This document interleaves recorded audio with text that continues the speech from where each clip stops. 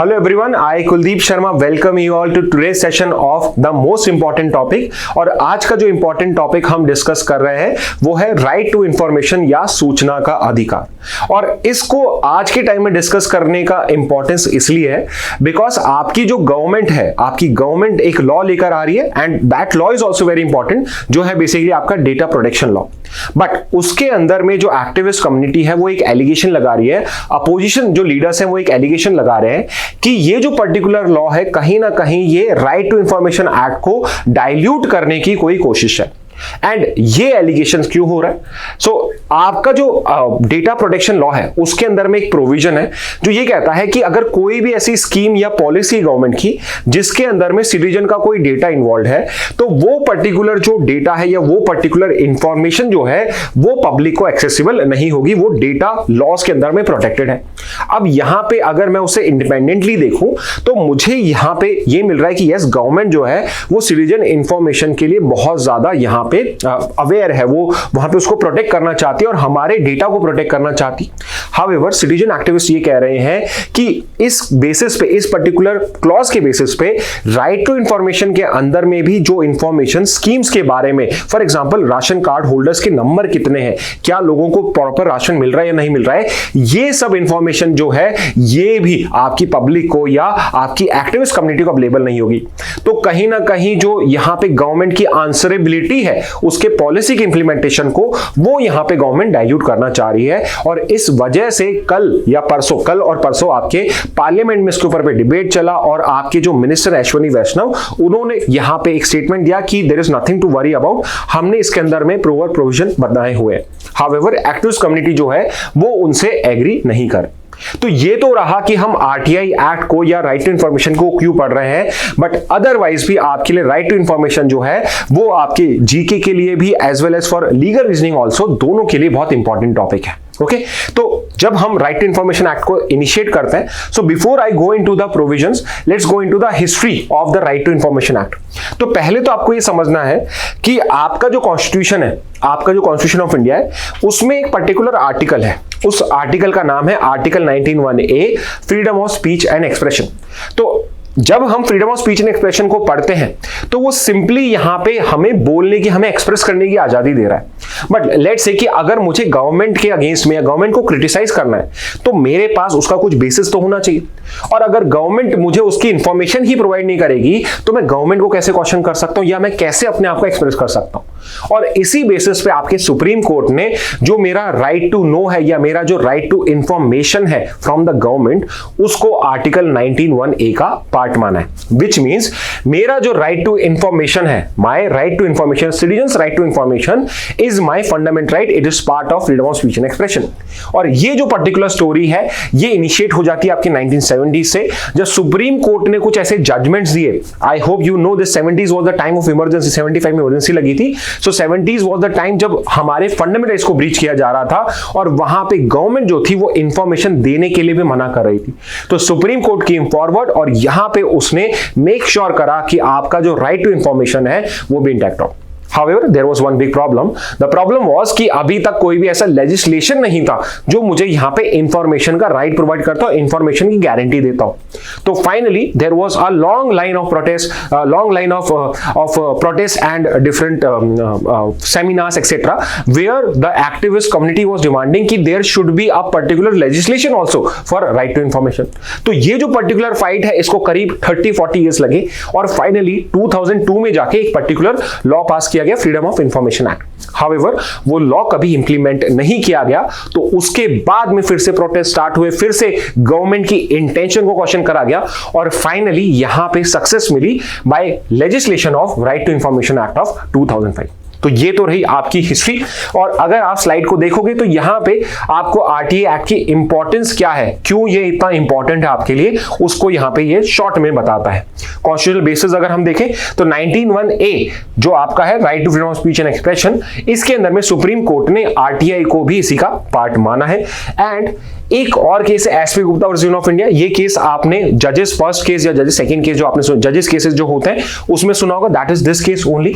इसके अंदर में राइट टू इंफॉर्मेशन को right to life and personal liberty का भी यहां पे पार्ट माना गया था। So you have two articles, article 19(1)(a) and article 21 जिसमें सुप्रीम कोर्ट ने डिफरेंट केसेस के अंदर में राइट टू इंफॉर्मेशन को इंटरप्रेट करा था।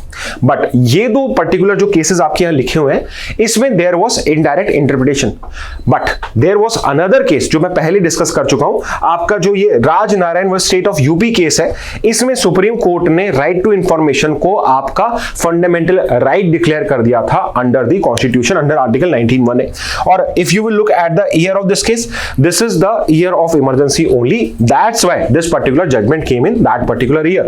ओके तो अगर हिस्टोरिकल इवोल्यूशन देखते हैं 76 के अंदर में सबसे पहले राजनारायण के, जहां सुप्रीम कोर्ट ने फर्स्ट टाइम डिक्लेयर करा कि आरटीआई जो है वो आपका अंडर आर्टिकल 19(1)(a) के अंदर में फंडामेंटल राइट है। तो एक अगर केस आपको पता होना चाहिए वो सबसे इंपॉर्टेंट है 1976 का Rajnarayan case, Rajnarayan versus state of UP 1976 का केस जो जस्ट हमने पढ़ा था। इसके बाद एक और केस है 86 में आया, Kulwal versus Jaipur municipal corporation, Jaipur का केस है, RTI implicitly recognised in article 19। यहां पर भी वो चीज बोली गई, यहां पर भी फिर से इस चीज को वापस से गवर्नमेंट ने बोला। अब ये आपके लिए इंपॉर्टेंट पॉइंट है, it's a very important point. ये सीधे सीधे आपका वन लाइन बनता है। अगर आरटीआई एक्ट जो है वो पूरे साल न्यूज में दिखा, आपके एग्जाम तक वो न्यूज में रहा, एलेट में ये क्वेश्चन आपका बन के आ सकता है। A very simple question कि which was the first state to enact a state level right to information act? State level पे कोई भी ऐसी स्टेट जिसने राइट टू इंफॉर्मेशन को अपना लॉ बनाया था वो कौन सी थी? And the answer is very simple, that is Tamil Nadu. Tamil Nadu was the first state to enact a law on RTI law. And उसके बाद like I told you 2002 के अंदर में फ्रीडम ऑफ इंफॉर्मेशन एक्ट को पास किया गया, but it was never enforced. तो यहाँ पे फिर से एक एक्टिविस्ट कम्युनिटी को, या जो बेसिकली राइट्स की बात करते हैं राइट कम्युनिटी को, यहाँ पे एक यहाँ पे डिफिकल्टी या डिफीट फेस करनी पड़ी। हाउएवर 2005 में इसको थोड़ा सा रिफॉर्म करके चेंज करके आरटीआई एक्ट को इनेक्ट किया गया और 12 अक्टूबर 2005 को ये पर्टिकुलर लॉ इन फोर्स होना स्टार्ट हो गया था। ओके तो 2005 में इसको इनेक्ट किया गया और 2005 के अंदर में ही ये आपका 12 अक्टूबर 2005 से ये आपका इन फोर्स आ चुका था। एंड तब से लेके आज तक अगर आपको गवर्नमेंट से कोई इंफॉर्मेशन चाहिए होती है तो आप एक नॉर्मल बिल्कुल मिनिमम फीस 10 रुपीज का एक पर्टिकुलर पेपर के ऊपर पे फीस को पुट करके आप सिंपल लेटर लिखकर भी आप गवर्नमेंट से इंफॉर्मेशन या डिपार्टमेंट से इंफॉर्मेशन को ले सकते हो। तो यहां पे हम अभी क्या प्रोसीजर होता है, अगर आप भी फाइल करना चाहो आरटीआई, लेट्स से कि आप क्लैट कंसोर्शियम के अगेंस्ट में कोई आरटीआई फाइल करना चाहते हो तो वो भी फाइल कर सकते हो, आपको नॉर्मल प्रोसीजर फॉलो करना होता है। Okay but if I go into the objectives of RTI कि राइट टू इंफॉर्मेशन जो एक्ट है उसके ऑब्जेक्टिव्स क्या, तो सबसे पहला तो गोल यही था कि हम यहां पे सिटीजन्स को एम्पावर करना चाहते थे टू सीक अकाउंटेबिलिटी। तो एक और इंपॉर्टेंट क्वेश्चन है कि भाई ये जो आरटीआई एक्ट है क्या इसमें कोई फॉरेनर भी इंफॉर्मेशन क्लेम कर सकता है क्या, या मैं कहूं फॉरेनर से इंपॉर्टेंट नॉन सिटीजन? तो रिमेंबर दिस फैक्ट कि आरटीआई एक्ट के अंदर में जो पर्टिकुलर इंफॉर्मेशन है that can only be asked by the citizens of India, they can be only be asked by the citizens of India। Article 19(1)(a) में जो freedom of speech and expression है वो particular right सिर्फ और सिर्फ citizens को available है। तो आरटीआई एक्ट जो है वो भी सिर्फ सिटीजन्स पे अप्लाई होता है। आपका जो फंडामेंटल राइट है, राइट टू इंफॉर्मेशन जो आपका फंडामेंटल राइट है वो भी सिर्फ सिटीजन्स को अवेलेबल है। Do not be under the impression कि आरटीआई जो है वो एक फंडामेंटल राइट है तो सबके पास अवेलेबल है, तो आरटीआई एक्ट के अंदर में हर किसी को इंफॉर्मेशन अवेलेबल होगी। ऑलवेज रिमेंबर कि जो पर्टिकुलर फंडामेंटल राइट है ये सिर्फ सिटीजन्स का है और आरटीआई एक्ट भी सिर्फ और सिटीजन्स को ही यहाँ पे इंफॉर्मेशन प्रोवाइड करता है। तो पहला गोल था यहाँ पे सिटीजन्स को एम्पावर करना टू सीक अकाउंटेबिलिटी। सेकेंड था ऑब्वियसली ट्रांसपेरेंसी यहां के अंदर में आपका इंश्योर करना, उसको इंप्रूव करना। तो आपके आरटीआई एक्ट के अंदर में ये प्रोविजन भी है कि not just when the citizen ask for information, अगर यहां पे कोई पहले से प्री डिस्क्लोजर करना चाहे तो वो भी करा जा सकता है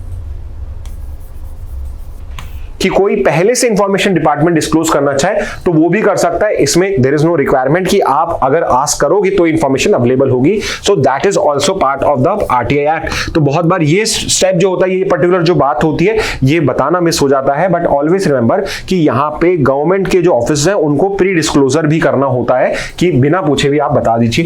act as a tool against corruption and abuse of power. और यहाँ पे कुछ हम एग्जाम्पल्स भी देखेंगे जिसके अंदर में RTI act actually helped helped in disclosing, yeah, helped in taking the corruption out of the system and to basically showcase or to expose the abuse of power also by different government authorities. And it also strengthen participatory democracy. This is one of the goals of our democracy also, कि जितनी ज्यादा participation होगी public की, उतना ही democracy जो होगी वो आपकी फ्लार करेगी, वो उतना ही वो आपके लिए फ्रूटफुल होगी by keeping citizens inform. Okay, तो यहां पे ये है. अब हम आते हैं एक बहुत इंपॉर्टेंट पार्ट के ऊपर पे जो आपको लीगल रीजनिंग में बहुत हेल्प करेगा, विच इज बेसिकली कि कौन कौन से की प्रोविजंस हैं आपके आरटीआई एक्ट के और उनको कैसे आपको इंटरप्रेट करना है, कैसे उनको अप्लाई करना है. तो सबसे इंपॉर्टेंट है एक section 2 clause H, section 2 clause H of RTI act, because this is the clause जो आपके पब्लिक अथॉरिटीज क्या होती है उनको डिफाइन करता है. और पब्लिक अथॉरिटीज को डिफाइन करना इसलिए इंपॉर्टेंट है बिकॉज आरटीआई एक्ट जो है वो पब्लिक अथॉरिटीज पे लगता है, विच मीन्स कि अगर आप 2 क्लॉज एच के अंदर में एक पब्लिक अथॉरिटी हो तभी आपसे इंफॉर्मेशन पूछी जा सकती है, अदरवाइज आप इंफॉर्मेशन को रिजेक्ट कर सकते हो. तो पब्लिक अथॉरिटी डेफिनेशन में कौन आता है, बहुत सिंपल सा है, जितनी भी गवर्नमेंट बॉडीज हैं चाहे वो सेंटर की हो चाहे स्टेट की हो, जितनी भी गवर्नमेंट बॉडीज हैं जो सेंटर की हो चाहे स्टेट की हो वो आपके इस पर्टिकुलर लॉ में फॉल करती हैं. दूसरा इंपॉर्टेंटली, कोई भी ऐसी नॉन गवर्नमेंटल ऑर्गेनाइजेशन, मतलब नॉन गवर्नमेंटल, गवर्नमेंट की बॉडी नहीं है but it gets substantial funding by the government, कोई भी ऐसी पर्टिकुलर बॉडी जिसको सब्सटेंशियली फंडिंग मिल रही हो. अगर आप कॉन्स्टी के स्टूडेंट्स हैं तो आर्टिकल 12 में जो स्टेट की डेफिनेशन है, आर्टिकल 12 में स्टेट की डेफिनेशन है, कभी उसको भी पढ़ लेंगे हम. तो आर्टिकल 12 में स्टेट की डेफिनेशन में जो कुछ भी फॉल होता है वो सब इसके अंदर में आ जाएगा. तो अगर मुझे समराइज करके बताना हो तो आर्टिकल 12 की स्टेट की डेफिनेशन है. अगर मैं इसको थोड़ा सा ब्रॉडन करूं तो पब्लिक अथॉरिटीज में कौन कौन आ जाएगा आपका, जितनी भी गवर्नमेंट बॉडीज हैं और NGO substantially funded by government. एक और एक्स्ट्रा इंपॉर्टेंट पॉइंट में अगर आपको बताऊं, कोई भी ऐसी इंफॉर्मेशन, एनी इंफॉर्मेशन जो पार्लियामेंट सेंटर में या legislative assembly at the state, कोई भी ऐसी इंफॉर्मेशन जो पार्लियामेंट के पास में या legislative assembly of the state को यहां पे अवेलेबल कराई जा सकती है, that information is a disclosable information under RTI act. कि अगर इंफॉर्मेशन पार्लियामेंट मांग सकती है तो वो अगर मतलब रिप्रेजेंटेटिव्स ऑफ पीपल के पास जा सकती है तो वो सीधे पीपल के पास में भी डिस्क्लोज कर सकती है. तो एक टेस्ट ये भी इसका, तो ये यहां पे लिखा हुआ नहीं तो आप कहीं पे लिख सकते हैं कि information available to the parliament or the state legislative assembly can also be requested under the RTA Act. Again I'll repeat, information available to the parliament and legislative assembly state can also be disclosed to the public also under the RTA Act. Okay, इसके बाद next important point यहां पे जो मैं आपको पहले clear कर चुका हूं, all Indian citizens can seek information and more importantly only Indian citizens can seek information. तो अगर लेट से किसी फॉरेनर को या किसी फॉरेन न्यूज आउटलेट को कोई इंफॉर्मेशन भी चाहिए तो वो ले तो सकता है बट उसे किसी और तरीके से लेनी पड़ेगी, प्रॉब्ली किसी इंडियन के थ्रू, यहां पे इंडियन सिटीजन के थ्रू इंफॉर्मेशन आस्क करनी पड़ेगी. और अगर वो इंफॉर्मेशन अवेलेबल हो सकती है तो वो इंफॉर्मेशन अवेलेबल करी जाएगी. नेक्स्ट इज सेक्शन 4(1)(b) जो कहता है कि अथॉरिटीज को प्रोएक्टिवली डिस्क्लोज करना चाहिए इंफॉर्मेशन को, जो मैं आपको अलग से बता चुका हूं कि आपका जो ये पर्टिकुलर आरटीआई एक्ट है वो सिर्फ ये नहीं कहता है कि अगर पब्लिक इंफॉर्मेशन मांगती है तो ही आपको बतानी है, इफ पॉसिबल तो उसको आप प्रोएक्टिवली डिस्क्लोज करिए. तो फॉर एग्जांपल कि आपका साल भर आपने क्या बजट को यूटिलाइज करा है, कौन कौन से नए प्रोग्राम्स हुए, कितना पैसा कहां खर्च हुआ, क्या क्या आपने नए चेंजेस करे, वो सारी इंफॉर्मेशन जिसमें पब्लिक इंटरेस्ट हो सकती है वो सारी इंफॉर्मेशन आपको पब्लिकली अवेलेबल करनी चाहिए. और आज तो डिजिटल का जमाना है, सारी जो आपके डिपार्टमेंट्स उन सबकी वेबसाइट्स है तो वहां पे तो और भी आसान है. आपको ऐसा नहीं कि हर जगह जाके कोई नोटिस बोर्ड पे चिपकाना है, आपको कोई न्यूज़पेपर में इंफॉर्मेशन देनी है, आप अपने वेबसाइट्स के ऊपर पे सब कुछ पहले ही डिस्क्लोज कर दीजिए. एंड मोस्ट ऑफ द जो डिपार्टमेंट्स होते हैं, गवर्नमेंट बॉडीज होती है, वो डिस्क्लोज करती भी है. ओके, इसके बाद आते हैं हम सेक्शन 6 के ऊपर पे. ये भी एक आपका इंपॉर्टेंट सेक्शन है, ये भी एक इंपॉर्टेंट सेक्शन है. Why it is important? Because यहां पे उसका प्रोसीजर बताया हुआ है. प्रोसीजर मतलब सिंपल प्रोसेस बताया हुआ है. तो आपको ये समझना है कि आपको एक सिंपल एप्लीकेशन लिखनी है. फॉर एग्जाम्पल कि आपने यहां पे मिनिस्ट्री ऑफ हाउसिंग को यहां पे इंफॉर्मेशन के लिए क्वेश्चन करा कि मिनिस्ट्री ऑफ हाउसिंग जो है उसने कितने how many new dustbins have been installed. और जरूरी नहीं आप सिटी का पूछो, सिटी का पूछ लो, installed in sector 1 of my city of Chandigarh, example के लिए चंडीगढ़, सेक्टर 1 ऑफ चंडीगढ़ के अंदर में आपने कितने, यहाँ पे मिनिस्ट्री ऑफ हाउसिंग से पूछ लिया, आपके जो लोकल आपकी म्युनिसिपैलिटी उसको सवाल पूछ लिया, how many new dustbin have been installed in this particular area, how much money has been, how much money या how much what was the budget of this thing, how what was the cost of each dustbin which has been installed. और यहाँ पे आप जो ये question पूछ रहे हो, इनके लिए आपको कोई रीजन देने की रिक्वायरमेंट नहीं है। फॉर एग्जाम्पल यहाँ पे जरूरी नहीं है कि आप ये क्यों पूछ रहे हो, ये बताओ कि भाई म्युनिसिपैलिटीज वाले बोले कि हम इंफॉर्मेशन तो देंगे बट आप बताइए आप इसका क्या करेंगे। ना तो वो पूछ सकते हैं ना आपको देने की जरूरत है। आप सिंपल, आपका जो सवाल है अगर वो इंफॉर्मेशन पब्लिकली एक्सेसिबल हो सकती है तो वो आपको मिल जाएगी। बार बार मैं क्यों कह रहा हूं कि पब्लिकली एक्सेसिबल हो सकती तो मिल जाएगी, बिकॉज इसके कुछ एक्सेप्शन भी है जो अभी हम जस्ट पढ़ने वाले हैं। ओके, इसके अलावा सेकंड है किस लैंग्वेज में आप यहां पे अपनी जो पिटीशन है उसको फाइल करोगे। तो सिंपल सा है, आप उसे किसी भी लैंग्वेज में फाइल कर सकते हो, बट वो आपकी इंग्लिश में होनी चाहिए, हिंदी में होनी चाहिए या regional language of the area.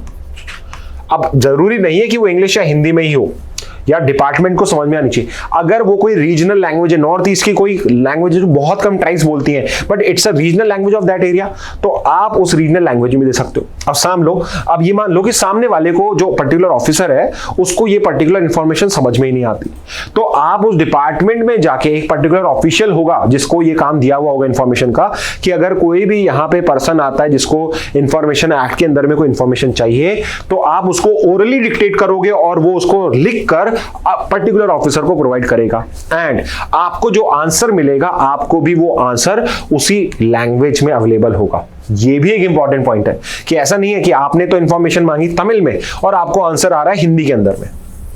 आपने जिस लैंग्वेज में उनसे आंसर मांगा है उसी लैंग्वेज के अंदर में आपको वो आंसर भी प्रोवाइड करना पड़ेगा। ये उनका मैंडेटरी काम है। ओके, तो सेक्शन 6 जो है वो इसलिए इंपॉर्टेंट है बिकॉज इसके अंदर में सिंपल एप्लीकेशन और करने का प्रोसीजर बताया हुआ है, और सिंपली बताया कि आप किसी भी लैंग्वेज के अंदर में जो इंडिया के अंदर में यूज करी जाती है उस लैंग्वेज के अंदर में आप अपना यहाँ पे एप्लीकेशन सेंड कर सकते हो। अब बिफोर आई मूव फॉरवर्ड, एक और चीज, सेक्शन याद नहीं करने होते हैं, आप ये कंसेप्ट समझ लीजिए, ठीक है। सेक्शन नहीं पूछे जाएंगे आपसे, ठीक है। नेक्स्ट पे आते हैं सेक्शन 7, जो भी एक इंपॉर्टेंट आपका लॉ है, वो बेसिकली टाइम लिमिट भी प्रोवाइड करता है। बिकॉज राइट टू इंफॉर्मेशन को कोई फायदा ही नहीं है अगर मैं यहाँ पे कोई इंफॉर्मेशन के लिए आस्क करता हूँ और सामने से लेटर आता है कि ये इंफॉर्मेशन मैं आपको 1 साल बाद दूंगा। अब 1 साल बाद मुझे उस इंफॉर्मेशन को क्या करना है, बट ऐसा भी नहीं है कि मैं यहाँ पे मैं ये कहूँ कि मुझे कल ही इंफॉर्मेशन दो। हो सकता है वहाँ पे इंफॉर्मेशन को एक्सट्रैक्ट करने में टाइम लगे, हो सकता है कि वहाँ पे कोई और लोग बिजी हो तो वो पॉसिबल ना हो। तो हमने एक पर्टिकुलर जो रीजनेबल टाइम होता है वो डिसाइड करा, एंड विच इज कि जो भी इंफॉर्मेशन मांगी गई है it must be given with in 30 days. जिस भी डिपार्टमेंट से आपने इंफॉर्मेशन मांगी है वहां पे एक इंफॉर्मेशन ऑफिसर होगा और उसकी यहाँ पे अकाउंटेबिलिटी, उसकी एक आंसरेबिलिटी है यहाँ पे कि वो इंफॉर्मेशन 30 डेज के अंदर में हो। अगर नहीं मिलती है तो आप उसके अगेंस्ट में अपील कर सकते हो, आप उसके अगेंस्ट में एक्शन के लिए ऊपर अपील कर सकते हो, आप उसके अगेंस्ट में वहां पे कंप्लेन कर सकते हो। और अगर वो इंफॉर्मेशन तब भी नहीं मिलती है तो यहाँ पे पेनल्टी का प्रोविजन भी, हम वो भी देखेंगे क्या पेनल्टी प्रोविजंस है। ओके, सेकंड है कि अगर कोई भी ऐसी इंफॉर्मेशन है जो किसी पर्सन की लाइफ या लिबर्टी, आर्टिकल 20 में राइट टू लाइफ और लिबर्टी आपका, अगर किसी पर्सन की लाइफ की से रिलेटेड कोई बात है, लिबर्टी की कोई बात है, तो उस इंफॉर्मेशन को 2 दिन के अंदर में 48 आवर्स के अंदर में आपको अवेलेबल कराना पड़ेगा डिपार्टमेंट के लिए। 2 इंपॉर्टेंट टाइम लिमिट्स है, पहली है 30 डेज की टाइम लिमिट और सेकंड है उसकी 48 आवर्स की टाइम लिमिट अगर लाइफ और लिबर्टी का यहां पे इशू इन्वॉल्व हो। इसके बाद एक बहुत इंपॉर्टेंट आर्टिकल आ जाता है, मैंने आपको कहा कि पब्लिकली एक्सेसिबल इंफॉर्मेशन होगी तो मिल जाएगी। तो सेक्शन 8 के अंदर में कौन कौन सी इंफॉर्मेशन एग्जेम्प्टेड है, कौन कौन सी इंफॉर्मेशन एग्जेम्प्टेड है जो आप नहीं मांग सकते हो। तो आपको गवर्नमेंट डिनाई कर सकती है कोई भी इंफॉर्मेशन जो नेशनल सिक्योरिटी से, sovereignty and integrity of India से रिलेट करती हो। कोई भी ऐसी इंफॉर्मेशन जो ट्रेड सीक्रेट हो, कि फॉर एग्जांपल आप कंपनी से उसका ट्रेड सीक्रेट ही पूछ रहे हो, भाई ऐसी कोई इंफॉर्मेशन देना कंपल्सरी नहीं है। कोई भी कैबिनेट पेपर्स आप उसके अंदर में नहीं मांग सकते हो, और ऐसी बहुत सारी इंफॉर्मेशन है जो आपके इस सेक्शन 8 के अंदर में एग्जेम्प्टेड है। तो why I am pointing this out is कि आपका अगर लीगल रीजनिंग में भी पैसेज आता है तो उसमें जो एग्जेम्पशंस होंगे वो आपके लिए लिखे होंगे। और हमेशा ये ध्यान रखना लीगल रीजनिंग को सॉल्व करते हुए कि आपके जो पर्टिकुलर पैसेज में प्रिंसिपल दिया हुआ है, अगर उसके अंदर में एग्जाम्पल के लिए कैबिनेट पेपर्स मेंशन नहीं है, चाहे वो यहां पे मेंशन्ड है, मान लो आपके क्वेश्चन में कैबिनेट पेपर्स मेंशन नहीं है, तो आप ये अज्यूम करोगे कि कैबिनेट पेपर जो है वो एग्जेम्प्टेड नहीं है। कभी भी ऐसा नहीं होगा कि आपको लॉ की नॉलेज है तो आप उसको लीगल रीजनिंग में अप्लाई करो। यहां पे ये जो पर्टिकुलर पॉइंट्स हैं ये इंपॉर्टेंट हो सकते हैं किस चीज के लिए, जीके के लिए, कि भाई आपको अगर 4 ऑप्शन दे दिया कि which of the following is an exempted information, तो एक नेशनल सिक्योरिटी हो गया, ट्रेड सीक्रेट हो गया, कैबिनेट पेपर्स हो गया, तो यू नो दिस कि cabinet paper, trade secret, national securities वो ऑप्शंस हैं जो एग्जेम्प्टेड है। तो इसलिए आप सेक्शन 8 को अगर रीड भी करोगे खुद से तो you would find out a list of exempted information जो आपको एक्सेसिबल नहीं होती है। और सिंपली मैं बोलूं तो जो आर्म फोर्सेस रिलेटेड इंफॉर्मेशन होती है except for human right issues, human right का कोई इशू है तो वो अवेलेबल कराना पड़ेगा, बट आर्मी रिलेटेड जो आपकी है, पैरामिलिट्री फोर्सेस की जो इंफॉर्मेशन है, पुलिस रिलेटेड जो इंफॉर्मेशन है जिसका सिक्योरिटी से कोई लेना देना होगा, वो इंफॉर्मेशन आपको नहीं मिलेगी। बट कोई जनरल इंफॉर्मेशन है उनके बारे में भी, ह्यूमन रिसोर्सेज के बारे में या फिर उनके बजट के बारे में, तो वो सब आपसे आप पूछ सकते हो। ओके, बट ये एग्जाम्पशन है। इसके बाद अगर सेक्शन 19 पे हम आते हैं तो सेक्शन 19 इज द सेक्शन जिसके अंदर में आपको अपीलेट प्रोसीजर दिया हुआ है। सो लेट्स से कि अगर आपको 30 डेज के अंदर में इंफॉर्मेशन नहीं मिलती है, या इंफॉर्मेशन तो मिलती है बट वो एक सेटिस्फैक्टरी रिस्पॉन्स नहीं है, सेटिस्फैक्टरी रिस्पॉन्स नहीं है। एग्जाम्पल के लिए आपने पूछा कि डस्टबिन का बजट क्या था और वहां पे आपको एक रफ नंबर दे दिया, 300 करोड़ दे दिया और 300 to 400 करोड़ दे दिया, और उसका सेटिस्फैक्टरी आपको आंसर नहीं लग रहा है कि बोला कि मैंने पर डस्टबिन का पूछा, आपने मेरे को टोटल बजट का दे दिया। In case if you are not satisfied with this information you can make a first appeal. आप पहली अपील कहां करोगे? To any senior officer within 30 days. तो आई टोल्ड यू कि आपके ऑफिसर्स के, आपकी जो डिपार्टमेंट होता है उसके अंदर में भी ऑफिसर्स को यहाँ पे, जो भी एक ऑफिसर होगा उसको यहाँ पे एक मेन ऑफिसर बनाया जाएगा और उसके बाद में एक सीनियर ऑफिसर बनाया जाएगा जिसकी ड्यूटी होगी कि अगर इंफॉर्मेशन डिस्क्लोज नहीं होती है तो वो आपके पास में अपील करें। तो इस 30 डेज के बाद में जब आप फर्स्ट अपील करते हो, जब भी इंफॉर्मेशन मिली है उससे 30 डेज के अंदर में आप पहली अपील करोगे। अगर you are still not satisfied तो उसके बाद में हमने एक ऑफिसेस क्रिएट करे हुए हैं जिनको हम बोलते हैं CIC एंड SIC। तो yes, we have the chief information commissioner and we have 10 information commissioners. Similarly state level पे भी स्टेट इंफॉर्मेशन कमिश्नर्स होता है और उनको सपोर्ट करने के लिए इंफॉर्मेशन कमिश्नर्स होते हैं। तो जब भी आपकी फर्स्ट अपील में जब आंसर जो भी आया है उसके 90 डेज के अंदर में अगर आपको जो रिप्लाई है वो सेटिस्फैक्टरी नहीं लगता है तो आप सेंट्रल इंफॉर्मेशन कमीशन को यहाँ पे अपना अपील कर सकते हो। और यहाँ पे जो CIC है और SIC जो है वो उन पर्सन के, जो पर्टिकुलर पर्सन है जिन्होंने ड्यूटी नहीं निभाई है, उनके अगेंस्ट में एक्शन भी ले सकते हैं और आपको इंफॉर्मेशन भी सारी प्रोवाइड कर सकते हैं। ओके, तो फॉर एग्जांपल अगर आपको पेनल्टी, आपको अगर इंफॉर्मेशन डिनाई करी गई है, इंफॉर्मेशन में अननेसेसरी का डिले है या फॉल्स इंफॉर्मेशन दी है, फॉर एग्जांपल डस्टबिन में जो एक्चुअल खर्चा वो तो गलत बताया हुआ है, तो इस पर्टिकुलर सिचुएशन के अंदर में जो CIC है या SIC है उसके पास में पेनलाइज करने की भी पावर है। और पेनलाइजेशन की पावर क्या है कि ₹250 पर डे का यहाँ पे आप पे पेनल्टी लगाई जा सकती है, डिपार्टमेंट में भी लगाई जा सकती है, इंडिविजुअल रिस्पॉन्सिबल इंडिविजुअल पे भी लगाई सकती है, जो 25,000 रुपीज तक आपकी जा सकती है। तो यहां पे ये एक ड्रॉबैक ही बोला जाता है RT एक्ट के अंदर में कि यहां पे सिर्फ पेनल्टी का प्रोविजन है और लेट्स से कि यहां पे कोई बड़ा करप्शन हुआ है तो the department might not want to disclose that particular corruption and they would see कि ठीक है 25,000 का ही तो है, 25,000 दे देंगे हम, हमारा जो हमने जो घपलेबाजी करी वो तो सामने नहीं आ रही। तो ये कहीं ना कहीं कई जो एक्टिविस्ट क्लेम करते हैं कि ये जो पर्टिकुलर क्लॉज है सेक्शन 20 है, ये कहीं ना कहीं यहां पे एक लूप होल क्रिएट करता है to not disclose the information. However, if you are not satisfied with the CIC SIC order also, तो उसके बाद में भी आप अपील कर सकते हो। ओके, जो अपील जो है ना वहां पे पिक्चर एंड नहीं होती है, उसके बाद में आपके जो SIC या CIC का ऑफिस है उसके बाद में आप हाई कोर्ट और सुप्रीम कोर्ट को भी अपील कर सकते हो, बिकॉज यहाँ पे आपका राइट टू इंफॉर्मेशन एक फंडामेंटल राइट भी है। और यहाँ पे एक अपील कहाँ मिलती है आपको, तो आप रिट पेटिशन भी फाइल कर सकते हो, जो जिनको नहीं पता वो अलग से पढ़ेंगे, बट अदरवाइज आप अगर CIC और SIC के भी अपील से सेटिस्फाई नहीं हो तो आप थर्ड अपील, आप कह दीजिए थर्ड अपील कहां करेंगे, आप हाई कोर्ट या सुप्रीम कोर्ट में भी कर सकते हैं। तो ऐसा नहीं है कि कोई प्रोसीजर नहीं है, प्रॉपर प्रोसीजर इसमें प्रोवाइडेड है।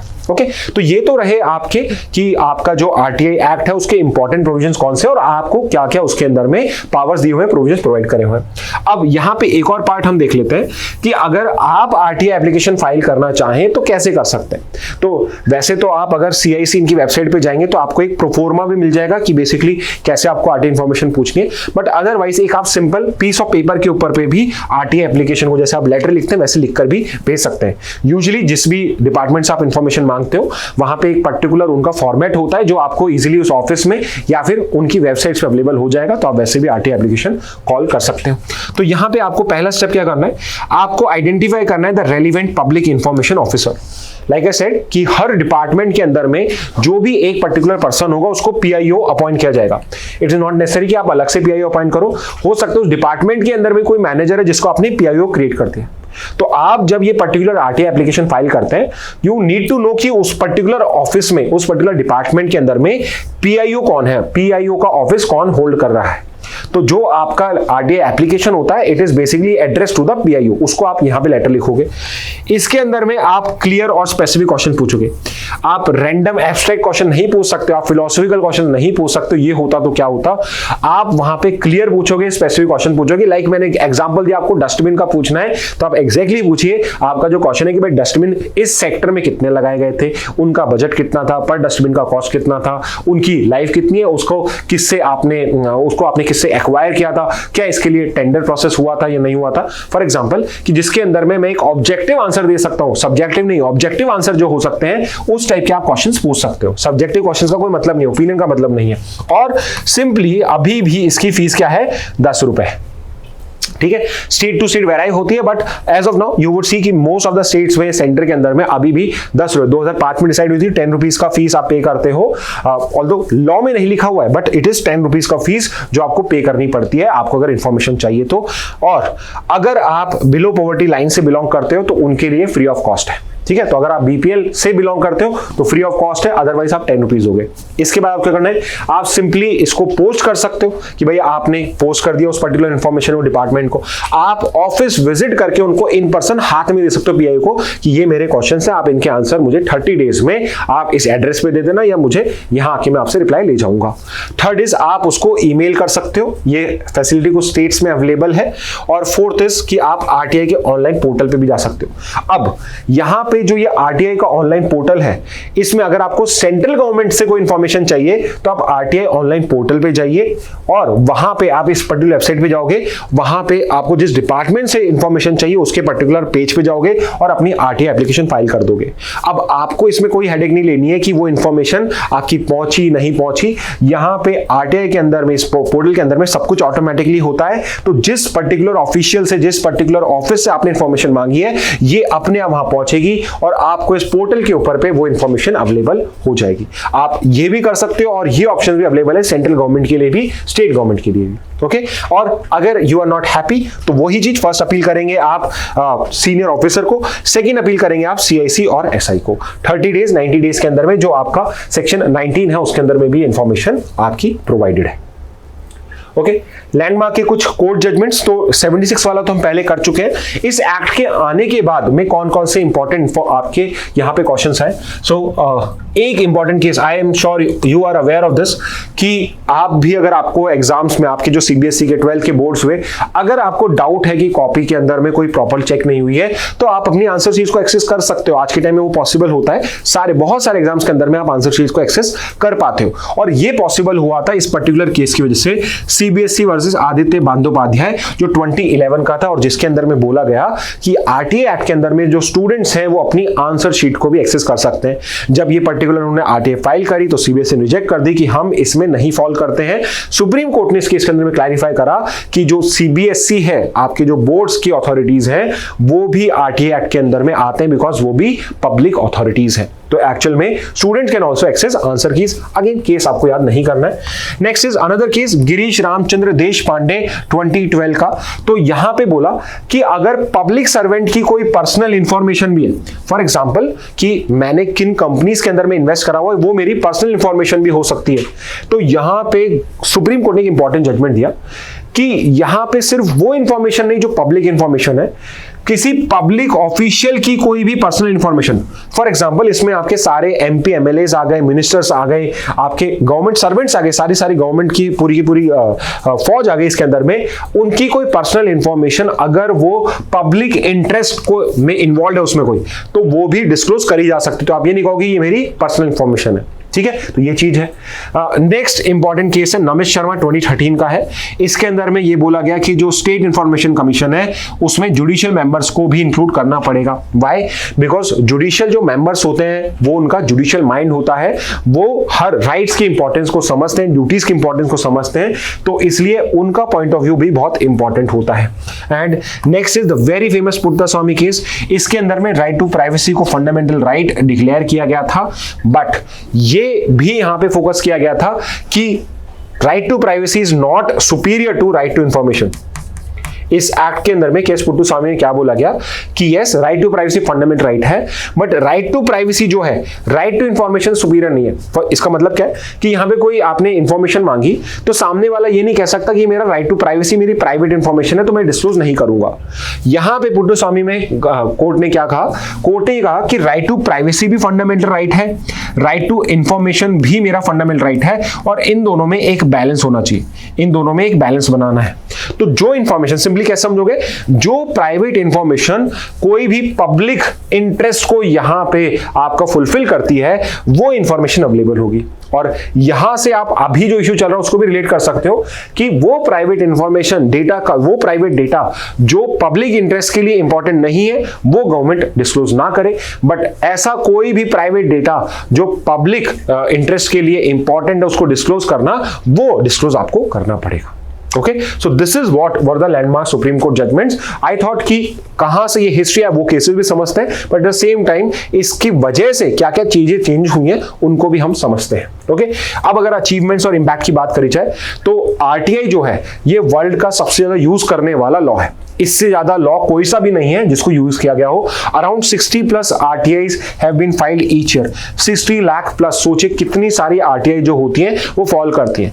अब इतनी सारी फाइल तो करती हैं बट बहुत कम पॉपुलेशन उसको यूज भी करती है, जो इसका ड्रॉबैक भी है। And I am sure you must have heard of this 2G scam हुआ था आपके। आदर्श हाउसिंग स्कैम है, एक बहुत फेमस है, ये मुंबई का। आसाम में PDS, I hope you know the full form of PDS. PDS क्या होता है आप बता सकते हैं फुल फॉर्म पीडीएस का? एक पीडीएस स्कैम हुआ था जिसके अंदर में राशन के अंदर में स्कैमिंग करा जा रहा था, वो राशन को इधर से उधर डाइवर्ट किया जाता था, उससे रिलेटेड ये आपका स्कीम था। ये सब डिस्क्लोज हो पाए बिकॉज ऑफ आरटीआई, बिकॉज में इंफॉर्मेशन मांगी गई और यहाँ पे सच्चाई सामने। और it is because of this particular law कि ट्रांसपेरेंसी के अंदर में इंडिया जो है वो 4th नंबर पे आ चुका है। I am not talking about कि ग्लोबल करप्शन इंडेक्स जो ट्रांसपेरेंसी इंटरनेशनल निकालती है, बट अगर ट्रांसपेरेंट लॉस की बात करी जाए उसके अंदर में इंडिया की जो रैंक वो 4th आई थी। And one of the reason India was ranked so highly, it is because of RTI act, because India is one some of the few countries जिसके अंदर में आपकी जो इंफॉर्मेशन है वो पब्लिक को बाय अ सिंपल मैसेज भी अवेलेबल होती है, और ये एक बहुत इंपॉर्टेंट रोल प्ले करता है। Okay, but not everything is hunky dory, ऐसा नहीं है कि सब कुछ ही अच्छा है। फॉर एग्जाम्पल इस पर्टिकुलर लॉ में चैलेंजेस क्या है? तो पहला है कि सिर्फ अगर इंडिया की पॉपुलेशन देखी जाए तो less than 3% of population is filed RTI. इतनी सारी जो पॉपुलेशन इंडिया में 125 करोड़ से ऊपर लोग हो चुके हैं, 135 करोड़ लोग हो चुके हैं, इंडियंस हो चुके हैं, but less than 3% of population is ever filed an RTI. तो इंफॉर्मेशन का जो डिसेमिनेशन है वो इतना हाई नहीं है। और बहुत बड़ी प्रॉब्लम इसके अंदर में है कि देयर इज मासिव डिले, कि अगर आपने सीआईसी को फॉर एग्जांपल आपने सेकंड अपील करी, सेकंड अपील आपने 90 डेज में कर दी, सब कुछ हो गया, उसके बाद सीआईसी जो है वो करीब करीब 1 साल लगा देते, 1 साल से ज्यादा लगाता है on an average to provide a particular answer. तो यहां पे जो आपको इंफॉर्मेशन 30 डेज में अवेलेबल होनी चाहिए थी वो 365 डेज के बाद अवेलेबल हो रही है, 1 साल लग रहा है। इसके अलावा 2.5 लाख पेंडिंग केसेस हैं। 2021 का जो लास्ट डेटा अवेलेबल है, इसके बाद डेटा भी अवेलेबल नहीं हुआ है। 2.5 लाख पेंडिंग केसेस चल रहे हैं आपके सीआईसी के अंदर में, कोर्ट्स के अंदर में, जिसके अंदर में इंफॉर्मेशन नहीं हुई। अब आप सोचिए 2.5 लाख ऐसी इंफॉर्मेशन है जो गवर्नमेंट या गवर्नमेंट के डिपार्टमेंट डिस्क्लोज नहीं कर रहे हैं और उनके केसेस चल रहे हैं। अब ऐसा नहीं है कि यहां पे सिर्फ और सिर्फ गवर्नमेंट ही गलत करती है, बहुत बार आरटीआई का मिसयूज भी किया जाता है, जिसमें आप फ्रिवलेस इंफॉर्मेशन करते हो या फिर किसी पब्लिक ऑफिशियल को हैरेस करने के लिए, लेट्स से कि प्रेस वाले पर्सन है वो किसी पर्टिकुलर ऑफिशियल को परेशान करना चाहते हैं, तो यहां पे हैरेसमेंट के लिए एप्लीकेशंस फाइल होनी, फ्रिवलेस एप्लीकेशंस फाइल होती हैं सो दैट वो ओवरबर्डन हो जाए, वो किसी पर्टिकुलर केस में अननेसेसरी का वहां पे फंस जाए। Next is whistle blower risk. अब ये विसल ब्लोअर कौन होता है? विसल ब्लोअर इज बेसिकली जो सीटी बजा रहा है, और सीटी कब बजाते हो? लोगों को अलर्ट करने के लिए। तो बेसिकली जो आरटीआई एक्टिविस्ट होते हैं वो भी एक सोसाइटी में एक और रोल प्ले करते हैं, वो रोल प्ले करते हैं विसल ब्लोअर का। और यहाँ पे जो ये पर्टिकुलर लोग हैं जो एग्जाम्पल के लिए करप्शन को यहाँ पे बाहर निकाल के लेकर आते हैं, मिसयूज ऑफ पावर को लाते हैं, उनको यहाँ पे कई बार बहुत हैवी प्राइस भी पे करनी पड़ती है with their life also. Over 80 activist have been attacked और किल्ड। और अटैक क्या है? इसमें तो किल ही है। 80 प्लस ऐसे एक्टिविस्ट हैं जिन्होंने कोई इंफॉर्मेशन मांगी और उसके बाद उनको टारगेट करा गया। ओके, तो ये भी है। And poor record maintenance and lack of digitalization, तो बहुत बार ये बहुत कॉमन होता है और it is very common in Maharashtra. आप फिर से फॉलो करना, जैसे बीएमसी जो है वहां पे, वहां की म्युनिसिपल कमिटी जो कमीशन जो है वहां का, या वहां की लेजिस्लेटिव असेंबली भी जो है, उसमें हर 4-5 साल में जो लैंड रिकॉर्ड्स का डिपार्टमेंट है वहां पे आग लग जाती है। अब ये क्या चीज है कि आपके रेगुलर टाइम पे आपके उसी डिपार्टमेंट में या उसी से रिलेटेड आसपास के डिपार्टमेंट में आग लगती रहती है, जहां पे करप्शन के चांसेस बहुत हाई होते हैं।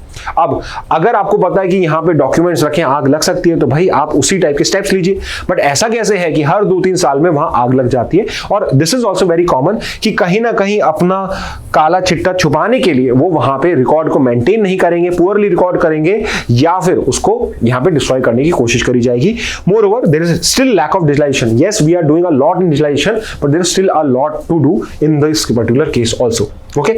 अब यहाँ पे ये तो रहे इसके challenges, but गवर्नमेंट भी है, वो भी कम नहीं है, वो भी 2019 में उसने अमेंडमेंट करा एंड somehow उसने देखा कि जो CICs है और जो SICs होते हैं ये बहुत पावरफुल हो गए।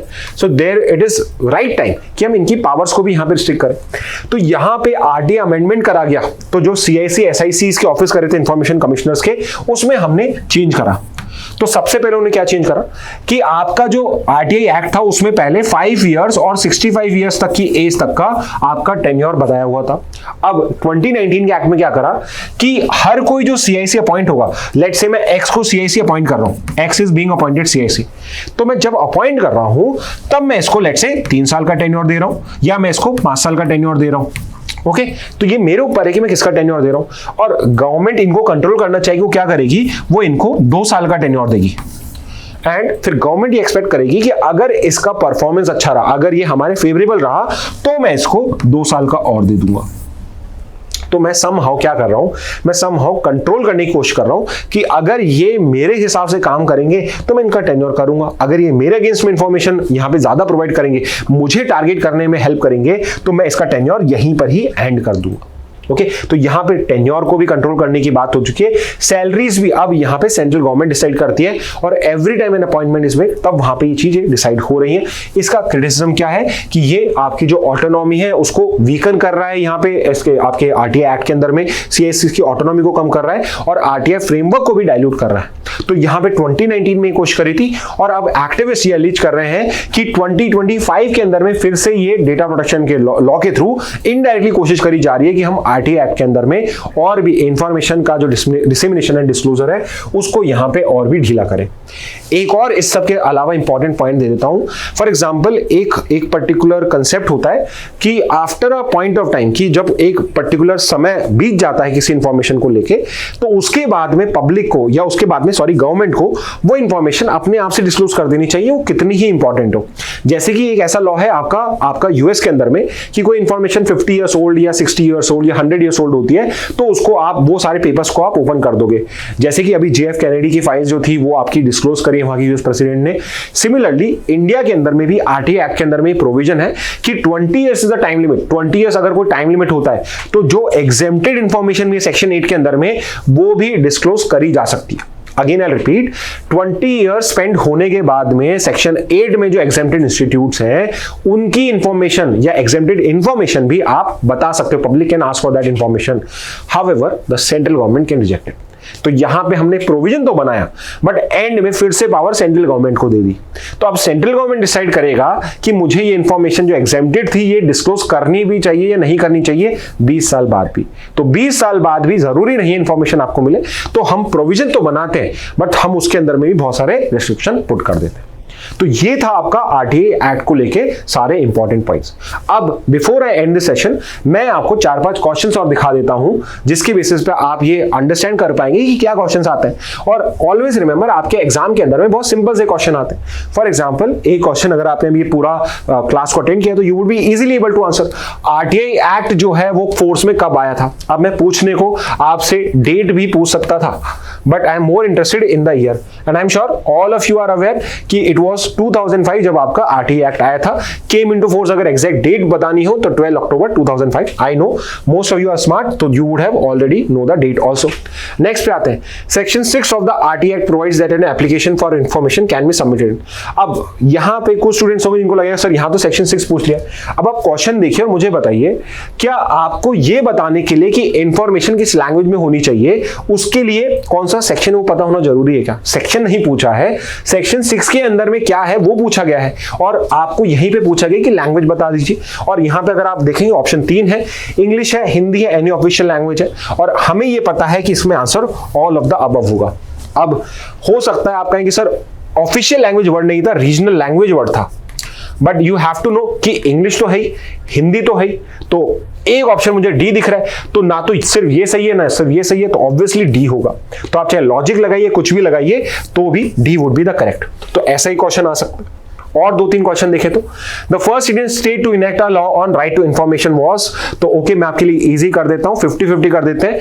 सी और डी इनकरेक्ट है, ए और बी में से आपको आंसर मुझे बताना है। मैं यहां पे आंसर डिस्क्लोज नहीं कर रहा हूं, आप वापस स्लाइड्स दीजिए, मैंने उसमें इंपॉर्टेंट भी बताया, that is the answer for third. Next पे आते हैं, under the RTI act the time limit for providing information in cases concerning life and liberty. अब कई स्टूडेंट जो जल्दी पढ़ लेते हैं वो पूरा क्वेश्चन भी नहीं पढ़ेंगे, द टाइम लिमिट पढ़ेंगे और सीधे 30 डेज को टिक कर देंगे।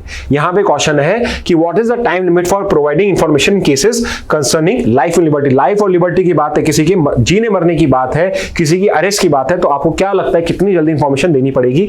7 दिन, 24 आवर्स, 48 आवर्स या कुछ और? ओके, तो आप इसको भी आंसर कर सकते हैं। एक और क्वेश्चन देख लेते हैं, the right to privacy was declared a fundamental right in which landmark judgment. Right to privacy का लैंडमार्क जजमेंट कौन सा है? I am sure all of you are aware किस जजमेंट की यहां पे बात करी जा रही है। तो ये पर्टिकुलर आप क्वेश्चन देखिए और ट्राई टू आंसर इट। अगर आपको आंसर नहीं आ रहे हैं तो सिंपली स्लाइड को वापस से गो थ्रू करना, आपको आंसर भी मिल जाएंगे। ओके, तो ये कुछ एग्जांपल्स थे कि किस टाइप के क्वेश्चंस इस आरटीआई एक्ट में भी आपके आ सकते हैं, जो जीके के थे, बट आरटीआई एक्ट जो है वो लीगल रीजनिंग के लिए भी इंपॉर्टेंट है, तो इसको अंडरस्टैंड करना, कंसेप्चुअल क्लैरिटी लेना भी आपके लिए इंपॉर्टेंट है।